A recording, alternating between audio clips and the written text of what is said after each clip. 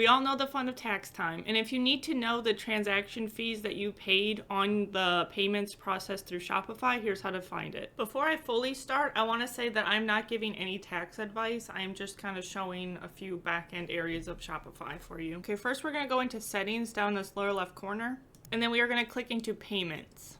Okay, so right here under this payout account, it will show the bank account that you're having your payouts go to, and then hit view payouts to the right of that. Okay, once you're on this page, we're going to go up to transactions near the top right corner, and then we're going to hit export. And what I like to do is items by date. Now you could maybe just hit this 1099K transactions because that should be what's on that 1099 that Shopify gives you. I personally usually just do the items by date. That way I can select the year I want to select. So let's say I'm going to do all of 2023. So January 1st. To December 31st. And then I'm going to do it as a CSV for Excel, numbers, or other spreadsheet programs. So then I'm going to hit export items in the bottom right corner of that pop-up. And then here it says your export will be delivered by email to, and there'll be whatever email you have linked with your Shopify account. Depending on how many transactions you're exporting, this could take a few moments. So then you want to keep an eye in your email folder for this email to come through, because that's where you're going to download the file for it. So I've gone in my email, and now this is what you'll click on. So downloads, and then there's this file right here you can click on. So now it is downloading it. I now have it in my downloads folder on my computer.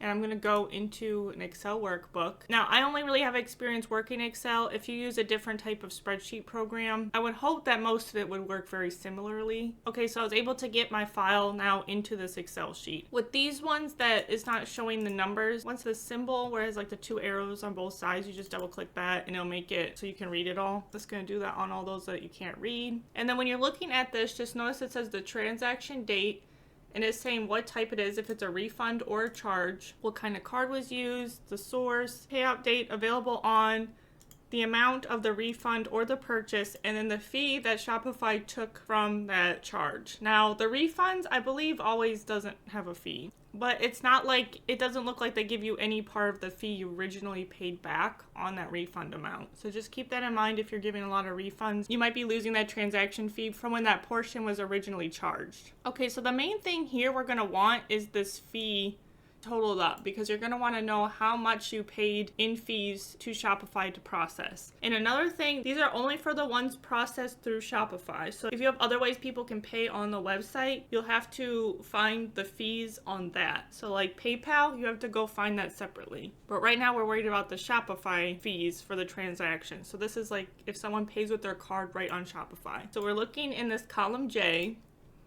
and if we go all the way to the bottom, we are going to total up this column J. We keep going. Okay, so we found the bottom. To find the total, you're going to click into an empty cell. And then in this formula area, we're going to put equals sum. And then we're going to start the parentheses. And we're going to put for the top of column J. Now, there was other written stuff in that first row. So we're going to do column J, row 2. And then we're going to do a colon, because we need to do a bunch of the cells. So then we're going to go down to our very last one. Mine is 1,854. So we're still in column J, and now mine's 1,854, yours will be different. And then I'm going to close the parentheses, and I'm going to hit enter. So now I've easily found out that the amount I paid to Shopify in fees for them running my payments through was $2,676.61.